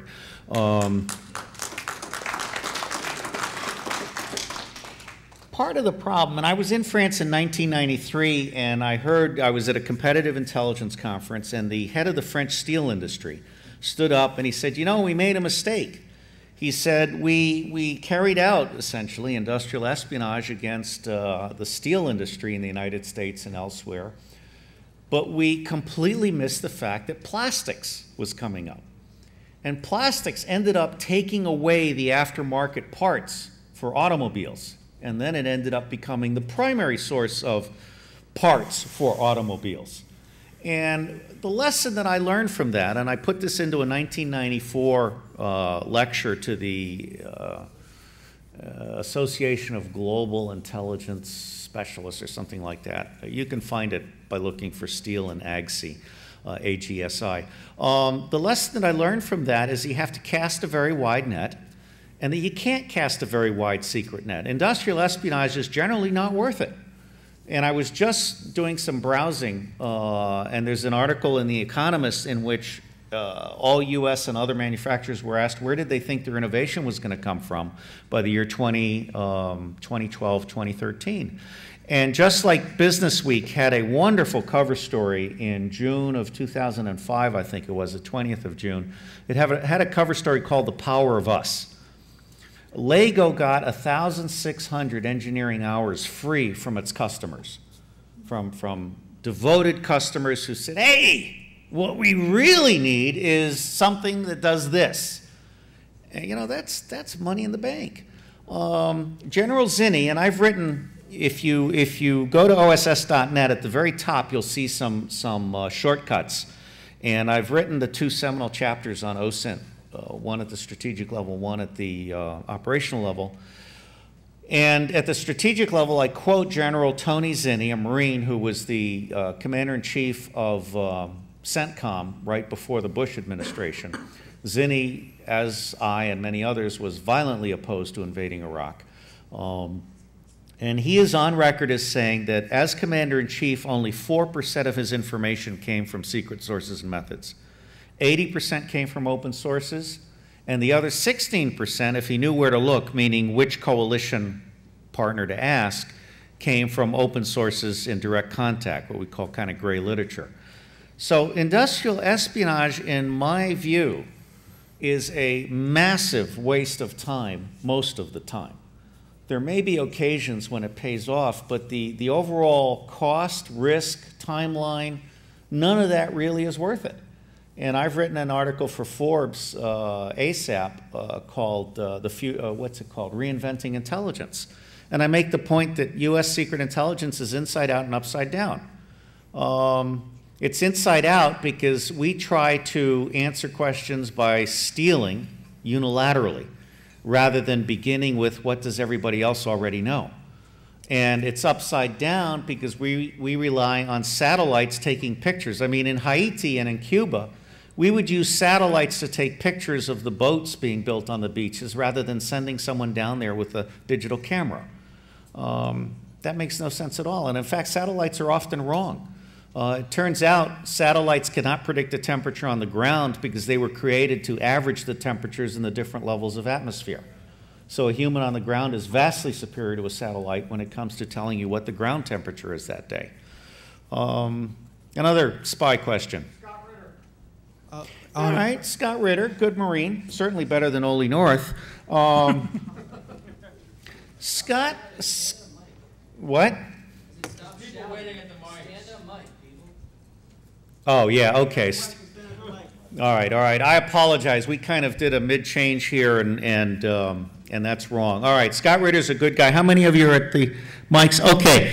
From now on, if someone's not at the mic, you can shout out. But if someone is at the mic, they have precedence. Okay, someone at the mic. I had another question when I sort of joined the line in the beginning about sort of the financial situation of the U.S. But after having listened to you now for about half an hour, I'm really wondering, to get back to the earlier point, why aren't the U.S., the Americans not rioting in the streets? You haven't had a proper election in 12 years. Your currency is in the crap. You're in 2 illegal wars. Yeah, what's going on here? It's an absolutely, it may be the question of our time. It's an absolutely essential question. And I'll break it down by category. The NASCAR dads, the large blue-collar white population that has been won over by the Republican extremists, their entire worldview is based on talk radio. And I will go back to before 9/11. Before 9/11, there were senators and congressmen who bragged that they did not need a U.S. passport because nothing that happened overseas mattered to their constituents at home. That was the American perspective at the so-called elite level. At the same time, the American elite now relies on corporations, which basically consider national governments to be annoyances, to be worked around. And so we're not inconveniencing anyone on Wall Street by being stupid. In fact, there's a body of literature emerging that says that Wall Street is known for the last 10 years that we're heading toward a depression, and the smart money in the hedge funds has been betting short and has basically been betting on the U.S. collapsing and becoming a third world country, and they've been building up their alternative sites in Dubai and Singapore and elsewhere. Malaysia's been very popular. All I can say is I think that a form of opium of the people has been achieved in the United States. And, most Americans don't realize that what we see on CNN is shit. There's a wonderful book called Fog Facts. It's about things that kind of are known but not known. Among us, among people that read and care, it's known that there were 935 lies. It's known that there were 25 high crimes and misdemeanors. And despite its cartoon cover, the book Weapons of Mass Deception is a very important book, a very useful, serious book. So I think in some ways I go back to a thought that I had about 10 years ago, which is it's time for Europe and the Southern Hemisphere to create the voice to America. To add to that, I was in Europe last week where I live and do most of my work, and I was having a strategy session as part of my job with a bunch of bankers from Germany, the Netherlands, Switzerland. Oh, cool. After having done our sort of formal bit and over a bunch of beers, we were discussing, of course, the dollar, which is the hip thing now to do. And for the first time, because I do talk to bankers about 2 or 3 times a year over the last decade, for the first time they all basically admitted to me at a personal level that all of their banks were quietly getting out of the dollar because they all had way too many of them and they were dropping in value all the time. And so we were all saying, well, look, if America can't, get its own house in order through whatever means, either through a proper election or, burning some tires in the streets or whatever is required, then maybe, Europe and China need to pull the plug on the thing and prevent Iran from being nuked that way. Because Wait, prevent what?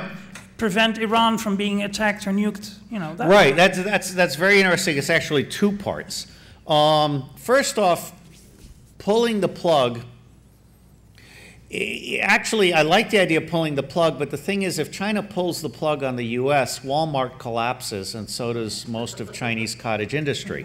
What people don't realize is that China has massive problems. All of these investors that went into China with shiny eyes and, all this sweatshop thing and school kids making explosives and stuff, they're starting to realize that not only are their factories not getting reliable energy, they're now running out of water.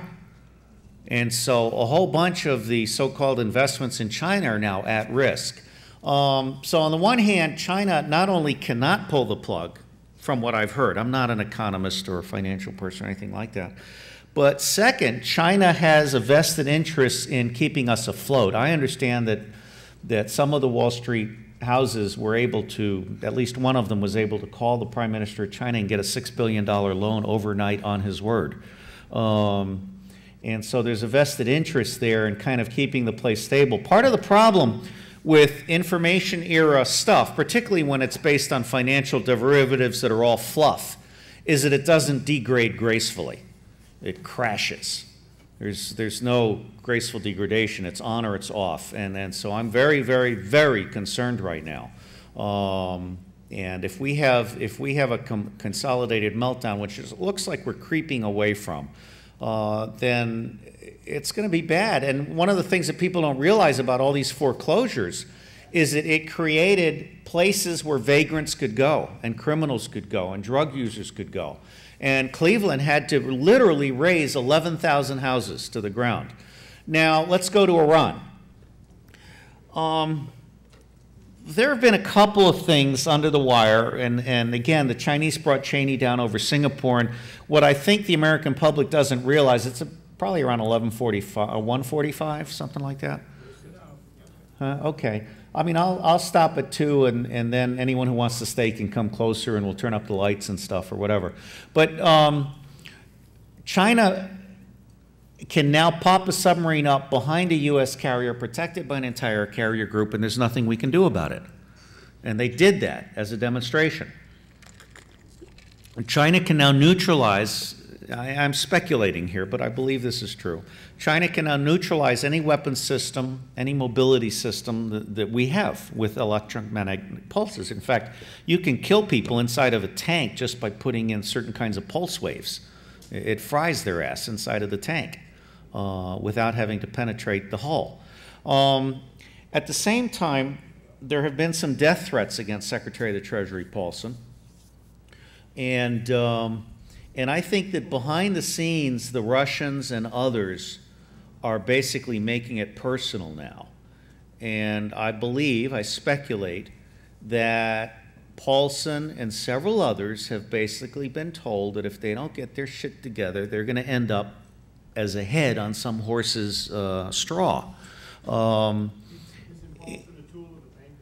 agree. I think he is. I think he's an honorable man, but you don't know what you don't know.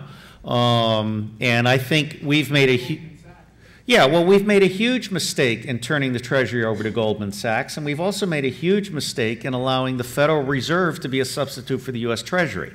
Yeah. The Federal Reserve is not part of the U.S. government, and it's idiocy to think that they're going to regulate anything. So I don't have an answer for you other than to say that I don't think we're going to attack Iran, but our biggest problem right now is Israel. Israel has made it clear that it will attack Iran no matter what we do, and Dick Cheney is on record as telling Israel that before the inauguration and after the election, we will attack Iran no matter what. And I think there is an active anti-attack Iran movement. I think people just need to really elevate this in conference. You know, fooled once, fooled twice. We were fooled by Iraq, and we certainly shouldn't be fooled by Iran. Nuclear power is a very reasonable, thoughtful option for Iran to be pursuing. And frankly, nuclear war is also. Obama, the main reason I have turned against Obama is because all of his foreign policy knowledge comes from Dr. Zbigniew Brzezinski. Brzezinski was a great strategist in his time. He is now out to pasture and over the top. Brzezinski is a Pole. He has one last war with Russia left in him. He's delusional in thinking he can push the Chinese back from Africa and Latin America. As far as I'm concerned, Barack Obama has not learned how to find good advisors. He has 300 foreign policy advisors, but obviously I'm not one of them, nor would I want to be.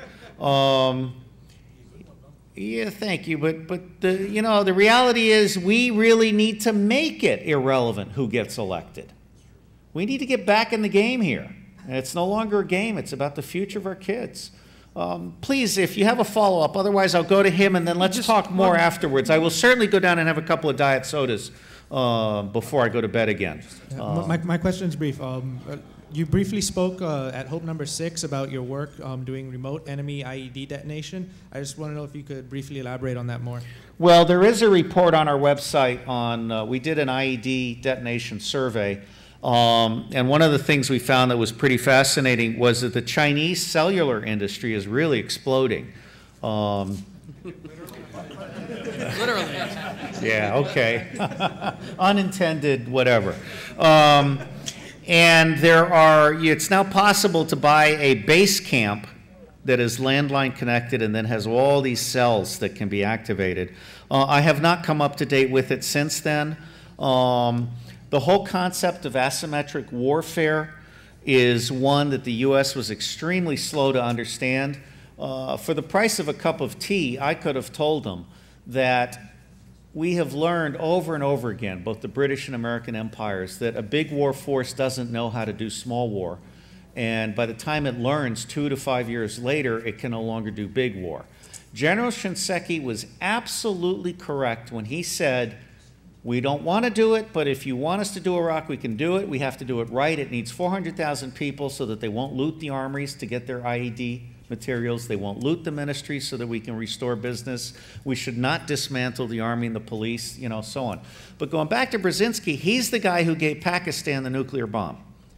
He's the guy who told Pakistan, you get a complete buy from us. We're not going to enforce proliferation standards as long as you help us with Afghanistan. Now, Pakistan is Sunni. Iran is Shiite. Okay, the Iranians aren't afraid of us. They and the Chinese already know how to kick our ass, and the Iranians are brilliant. I mean, they used Ahmed Shalabi as an asset of influence, who's been fired by the CIA for lying and stealing. They used him to pour sweet nothings into Dick Cheney's ear, and they got the U.S. taxpayer to pay for the toppling of their 2 greatest threats. Yeah. This isn't a raghead. This is a Persian with 600 years of intelligence in them. The Iranians are not afraid of us. They're deathly afraid of Saudi Arabia and Pakistan and the rest of the Sunnis. Okay? And for us to have a government that doesn't understand that is frightening. I mean, Condi Rice is frightening in many, many ways. Okay, another question. Sherry, please go ahead. Thank you. Presumably, over the next couple hundred years, we're going to get really good at genetic modifications. And parents are going to want their kids to be smarter or taller or faster or metabolize things faster or whatever. And maybe companies will start marketing to them. I'm just curious as to how you think this will tie into capitalism and politics. Interesting question. Thank you. If I've learned one thing in the last 10 years of accelerated reading, it's that diversity is absolutely the essential foundation for evolution, and that contrived diversity is assuredly going to give you as fucked up a kid as you ever wanted. So capitalism may well go toward marketing kids and cloning kids and things like that. But I am hopeful. One of the reasons I've committed the rest of my life to being intelligence officer to the poor and to creating the world brain is because I believe that the future of the planet lies among the poor and the diversity that they can bring. It frosts my ass that my kids are like third generation rich and don't want to have a job, and I can no longer beat them. And so I go to a supermarket and I see a Vietnamese kid that's not only a bagger, they're hustling their ass off to try and do everybody else's job too. Okay, now that's how you get innovation. So my sense is that genetics and capitalism are very, very interesting, but I'll kind of circle around to this, and if you can last another 15 minutes, I'd be glad to take this on face-to-face in a smaller circle or whatever. Jim Bamford's second book on NSA, called Body of Secrets, he spends the whole book talking about how NSA has spent close to $1 trillion, or I mean a lot of money on trying to create all these supercomputers and all of this stuff, and they haven't succeeded.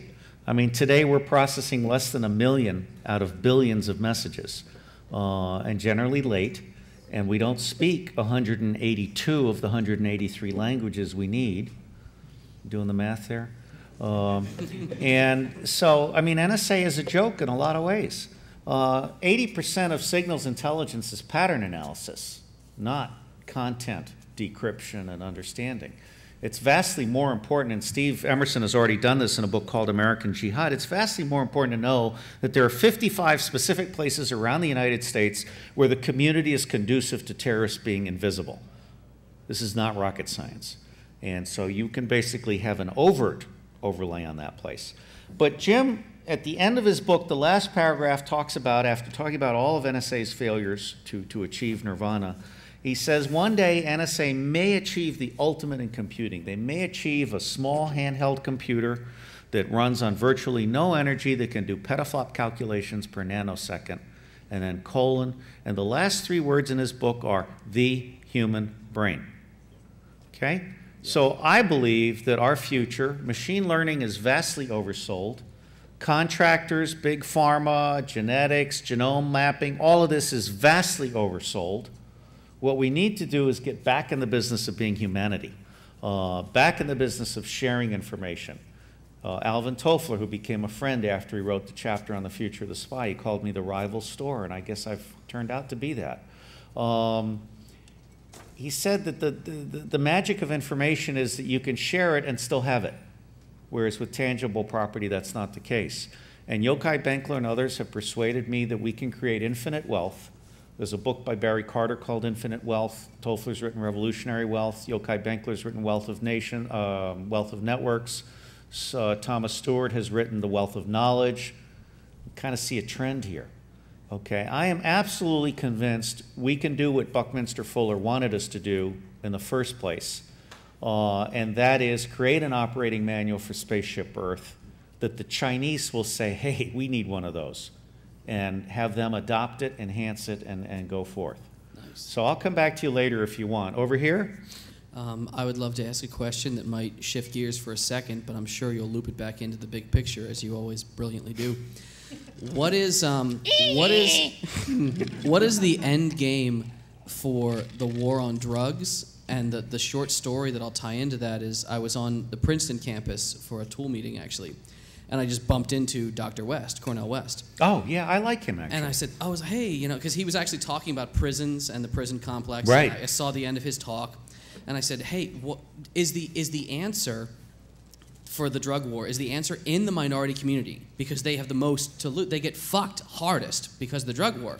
And he actually said, you know, I wish it were, but they are the community that's been hurt so badly, and every preacher rallies against the evils of substance and self-medication. The answer cannot come from us. Do you cotton to that notion or do you not? How does the drug war end, if it ever can, and how does it all play into us moving the ball forward? That's an absolutely lovely question. First off, his book, Democracy Matters, is one that I consider to be Nobel-level material, and one that buries Larry Summers forever as a dumb white fuck. It's an excellent book, and I tried to summarize it to the best of my ability. And I think Cornel West is a man who's one of the essential thinkers of our time, particularly in relation to the people of color. Other books that will help you understand people of color include the book Off the Books, The Underground Economy, The Urban Economy. It's a lovely book about bartering and what really poor people do to trade meals or babysitting for light mechanics on their car and stuff like that. I was approached by the producer of The Last Great Hope, a wonderful DVD on the drug war. And I was very glad to volunteer. He paid my expenses, and I went out to Los Angeles, and it was kind of fun. I mean, even though I was only filmed in a garage, it was like movie star stuff, and this guy was a real professional. He did everything perfectly.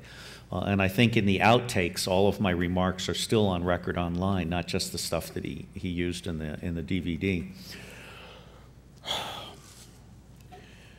America should inherently be a nation that abides by its Constitution, a nation that was inherently intended to be Christian. I now understand the Spanish edicts of expulsion because Islam, and I'm wandering around here, but I'm coming back to this, Islam is inherently an anti-governance religion. It's a religion that at its best, believes that states should take second place. And Israel, unfortunately, has the same problem. I mean, Israel cut a demonic deal with its rabbis after it used terrorism to drive the British out of Palestine. And the Israelis are still delusional about how there was nobody there when they got there. They turned the desert into an oasis. That's all bullshit. The Israelis are stealing water from the Arab aquifers with long underground pipes. And the Israeli agricultural industry, which is responsible for 3% of Israel's GDP, is using 50% of the Middle Eastern water. Okay, this is nuts. But coming back to this whole thing about black people, it's details like that that have to come into the consciousness. Now, I don't know how you shame the American people. I have come to the conclusion that we need several Truth and Reconciliation Commissions. And I hope that Lee Kuan Yew and Nelson Mandela don't die before an enlightened president is able to ask for their help. I'd like Nelson Mandela to chair a Truth and Reconciliation Commission on everything that the U.S. has done to the rest of the world that has been inherently evil and bad. And I would like Lee Kuan Yew to chair a Truth and Reconciliation Commission on everything we have done to our own people that is inherently evil and bad.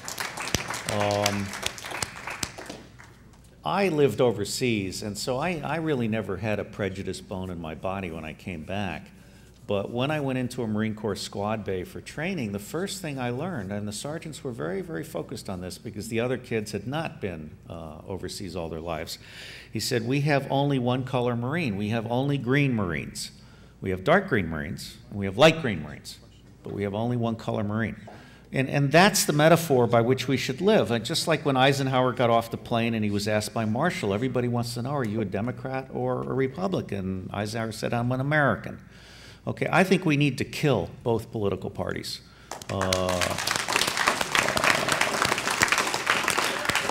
The Democratic and Republican political party leadership is just as bad for America as the Vatican Mafia Wall Street leadership. And the only way we're going to displace them, and here I return to Buckminster Fuller, the only way we're going to displace them is by recognizing that Fuller had it right. You don't try and fix a system that's broken, you create a new system that displaces it. And the way we self-govern is by using the internet, by using citizen wisdom councils, which are discussed in Jim Ruff's book, Society's Breakthrough, by reading Tom Atlee's The Tao of Democracy, by reading All Rise, Dignity in the Future, by reading Escaping the Matrix, by reading The Cultural Creatives. There are an enormous number of books out there. The bottom line is we've got to stop being drugged bystanders. We've got to start focusing on the fact that there is a prison slave industry in this country. There's also a pharma hospital industry. There's also a military industrial complex. There's also a secret intelligence complex where it's now gotten so that contractors are doing things that the government used to do, and that's not good. Because when I was a case officer, not only were there risks that I would take as a case officer that a contractor would never take, but there were also some things I wouldn't do that a contractor will do for money. And a lot of our torture has been handled by contractors. And I think we've lost accountability of our government. And so I personally plan to attend and maybe even speak at the second annual meeting of the 27 secessionist movements. It takes place in October. No. I'm not sure where, but if you look up Kirkland Sale and secessionists, you'll find the Maryland Institute or whatever it's called, and you'll be able to find it. I would encourage all of you to show up there in October and at the Citizen Summit in February, and it would be kind of fun. And I think coming back to your question, the bottom line is America's clueless. We need to do more to put this information, for example, taking boycotts. I would like to be able to identify any good or service that is dependent on prison labor and put it out of business.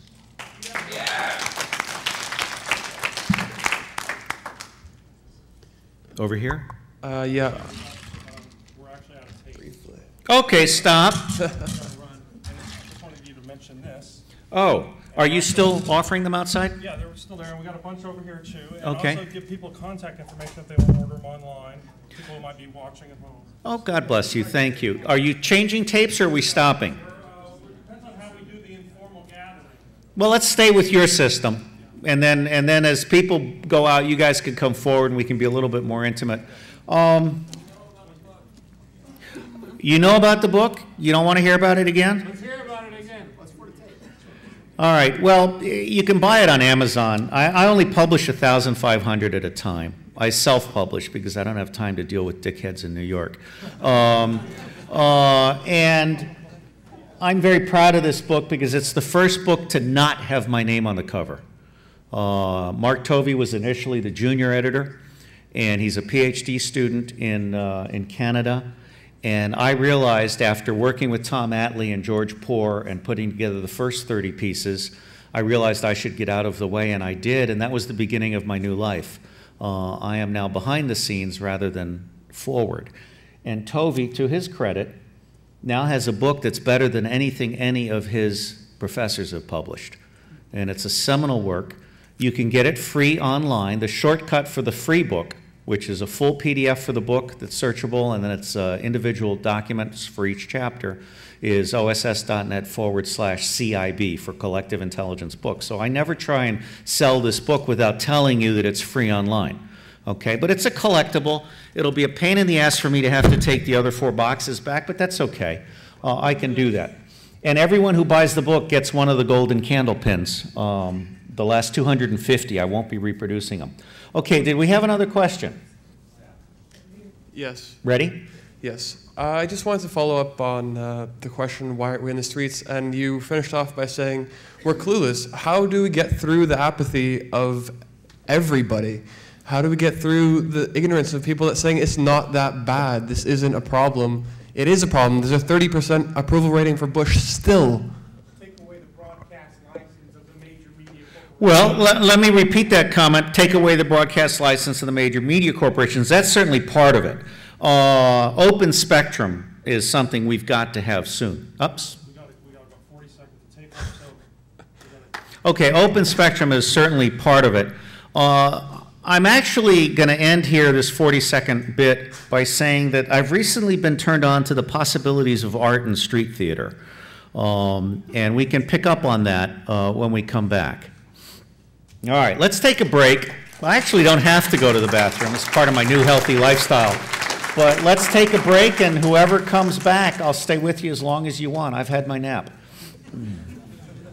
And just to let folks know, tomorrow morning,